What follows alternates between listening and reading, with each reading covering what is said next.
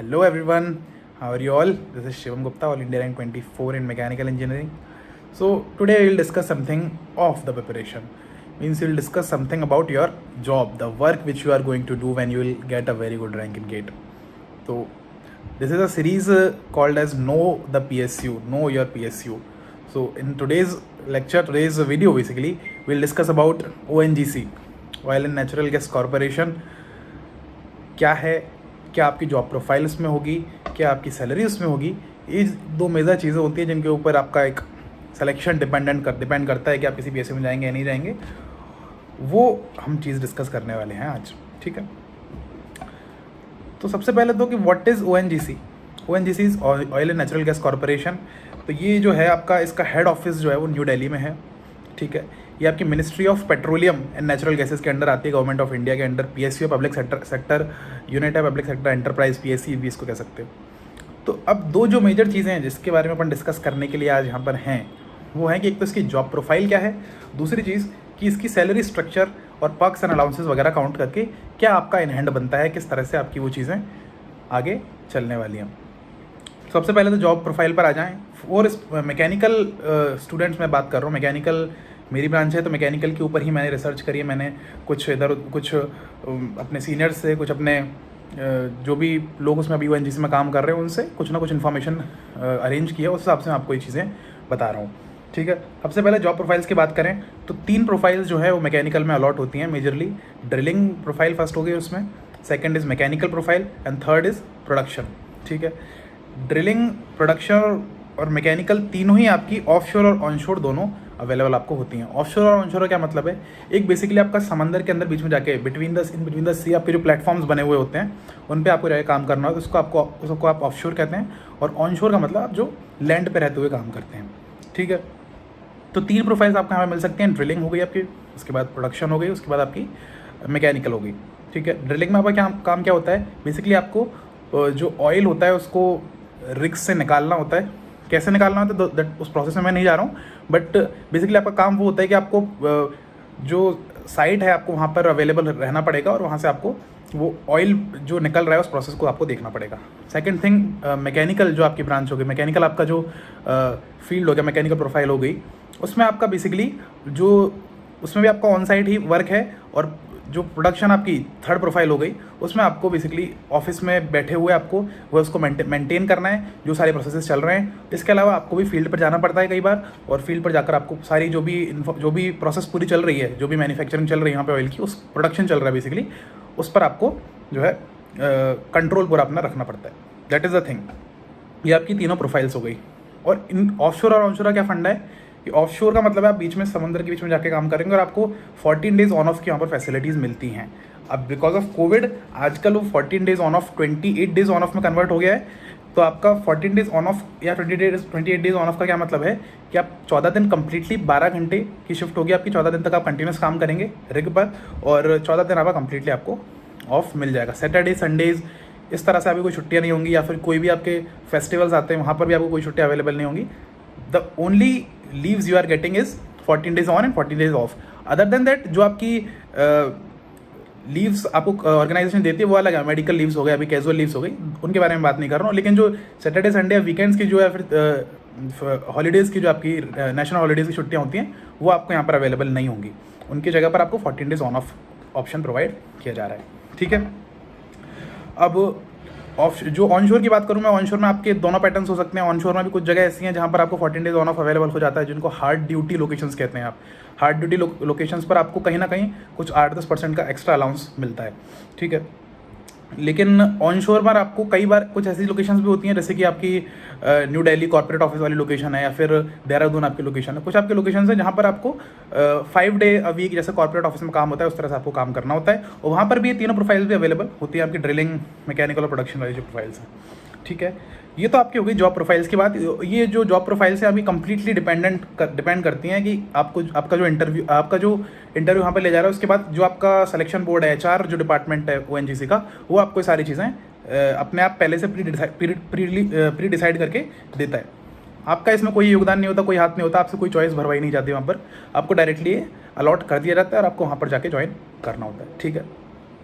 Second very very important thing is salary, कि क्या salary क्या अलाउंसेस मिलते हैं ओएनजीसी के।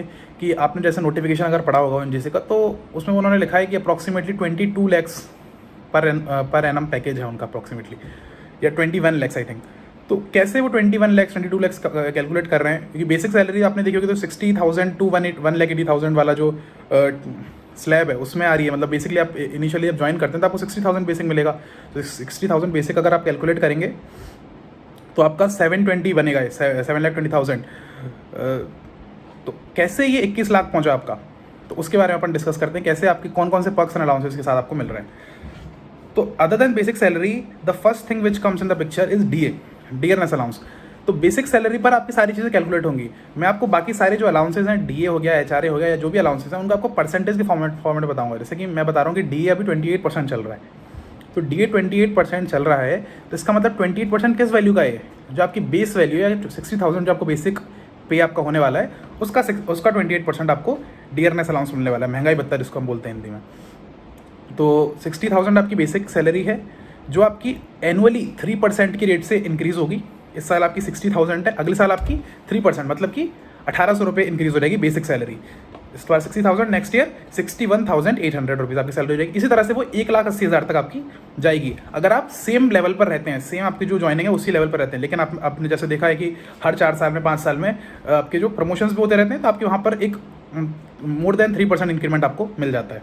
तो बेसिकली आपकी बेस सैलरी पर आपके कौन कौन से अलाउंसेज मिलने वाले हैं, मैं आपको उनकी बात आपको आपसे करने वाला हूँ, क्योंकि बेस सैलरी का हमने डिस्कशन कर लिया है। कौन कौन से अलाउंसेज हैं। पहला अलाउंस आपका हो गया अलाउंस डियरनेस अलाउंस, ठीक है। डियरनेस अलाउंस कितना चल रहा है अभी 28%, जो कि गवर्नमेंट के रूल्स एंड रेगुलेशंस के अकॉर्डिंग चेंज होता रहता है। सेकंड अलाउंस आपका एचआरए, हाउस रेंट अलाउंस, ठीक है। जहाँ आप रह रहे हैं वहाँ कंपनी आता है वो क्वार्टर देगी। अगर आपको कंपनी ने क्वार्टर दिया हुआ है तो एचआरए का कोई सीन नहीं बनता। आपको घर दिया हुआ है तो एचआरए आपको नहीं मिलेगा। लेकिन अगर आप ऐसे रिमोट लोकेशन में रह रहे हैं या फिर ऑफ शोर लोकेशन में रह रहे हैं, तो वहाँ आपको कंपनी क्वार्टर भी देगी और एचआरए भी आपको मिलने वाला है, ठीक है। तो एचआरए किस रेट से मिलता है, अगर आप ये इसमें 3 स्लैब्स होती है, 9%, 18%, 27%। 3 स्लैब्स में आपको मिलता है। अगर आप जिस सिटी में आपका रेजिडेंशियल एरिया है, वो सिटी अगर आपकी हाई क्लास सिटीज़ हैं तो 27% तक आपको मिलेगा। और अगर लो सिटीज़ हैं, लो रेंटल सिटीज़ हैं, जहाँ पे आपकी रेंटल कॉस्ट रिलेटिवली कम है, जैसे कि टाउन्स हो गए आपके या फिर विलेजेस हो गए, वहाँ पर आपको मिनिमम 9% आपको एचआरए मिलने वाला है, ठीक है। दो हमारे अलाउंसेस हो गए। थर्ड अलाउंस है आपका cafeteria allowance, which is 35% of basic पे, ठीक है। फिक्स्ड है, इसका कुछ हर बार चेंज नहीं होगा। 35% ऑफ द बेसिक पे आपको कैफेटेरिया अलाउंस मिलेगा। फोर्थ अलाउंस आपका हो गया पीआरपी, परफॉर्मेंस रिलेटेड पे। ये बेसिकली कंपनी के परफॉर्मेंस से रिलेटेड, आपकी परफॉर्मेंस की कोई बात नहीं है यहाँ पे खास। कंपनी जैसा एनुअली परफॉर्म करेगी उससे रिलेटेड आपको एक परफॉर्मेंस रिलेटेड पे मिलेगा, जो वेरिएबल होगा। बेसिकली हर साल आपको फिक्स नहीं मिलेगा। हो सकता है कंपनी एक साल ज़्यादा प्रॉफिट बनाए तो आपको ज़्यादा मिलेगा, हो सकता है नेक्स्ट ईयर कंपनी कम प्रॉफिट बनाए तो आपको कम मिलेगा। Getting my point. तो ये साल में आपको दो बार दिया जाता है। एक बार तो ये मान लीजिए कि होली के आसपास, एक बार दिवाली के आसपास आपको ये पीआरपी दिया जाता है, ठीक है। अमाउंट की बात करूं तो ऐसे कोई फिक्स नहीं है, फिर भी आपको रेंज देना चाहूँ तो अप्रॉक्सीमेटली 1 to 1.5 लैक्स ये अमाउंट होता है पर एनम, ठीक है। 4 अलाउंस आपको बता दिए, DA, HRA, cafeteria and PRP. इसके अलावा आपको नेक्स्ट अलाउंस की बात करूं तो कार और यूनिफॉर्म अलाउंस मिलते हैं, ठीक है। कार के लिए कार मेंटेनेंस अलाउंस मिलता है। बेसिकली अगर आप कार रखते हैं, अगर आपने कार रखी हुई है अपने पास, आपके नाम से कार की बुकिंग है या कार है आपके पास, तो कार के ऊपर आपको अलाउंस मिलता है उसके मेंटेनेंस के लिए, उसके पेट्रोल डीजल के खर्चे के लिए, ठीक है। अगला अलाउंस आपका मैंने बताया यूनिफॉर्म अलाउंस, ये आपको क्वार्टरली दिया जाता है। क्वार्टरली आपको यूनिफॉर्म के लिए एक अलग से सैलरी में ही जुड़ के आपका एक पर्टिकुलर पे आता है। अप्रॉक्सीमेटली 30,000 के आसपास पे आता है हर क्वार्टर में, ठीक है। So that is uniform allowance. Next allowance is briefcase allowance, then spectacle allowance. 3-4 तरह के और अलाउंस आपको मिल जाते हैं, जिनका अमाउंट इतना ज़्यादा नहीं है कि उनको अलग से हम इसमें ऐड करें, ठीक है। लैपटॉप आपको मिलता है हर 3 साल में। इसके अलावा फर्नीचर आपको हर 6 साल में मिलता है, ठीक है। तो these are the extra allowances. ये तो आपकी बात कर ली मैंने सैलरी की। These are the complete.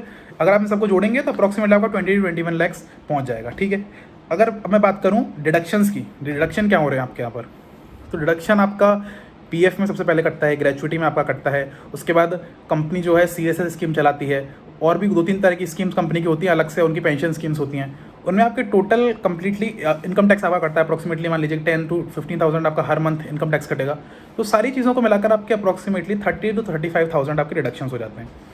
तो टोटल इन हैंड की अगर मैं बात करूँ तो in the first month you will be getting approximately 80 to 85,000 in ONGC. So this is the complete picture of salary. ठीक है, ये मेरे पास इन्फॉर्मेशन कहाँ से आई? This information is completely based on the advices from my senior से मैंने consult किया, उनके थ्रू मुझे इन्फॉर्मेशन मिली है. ठीक है, so this is completely this is all the information of ONGC guys.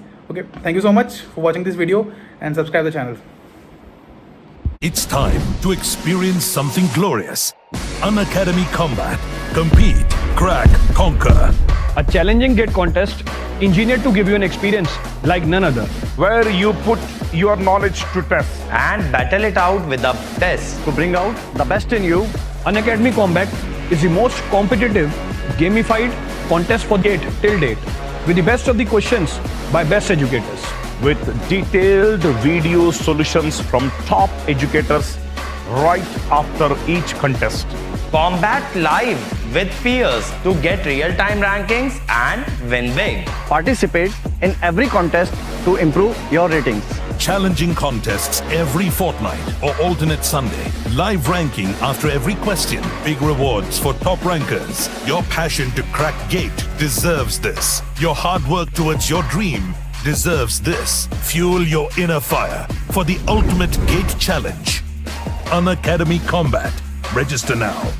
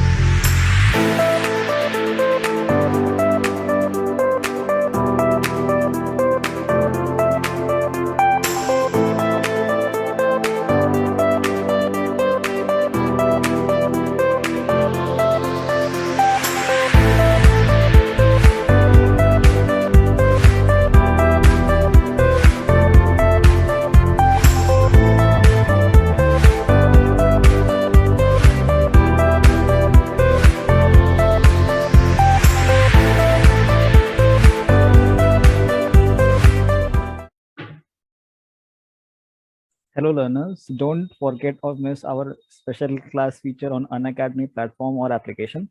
Special class features are interactive live classes, polls for the learners, raise a hand feature, never miss a class, lecture notes, and you can go through lectures from anytime and from anywhere.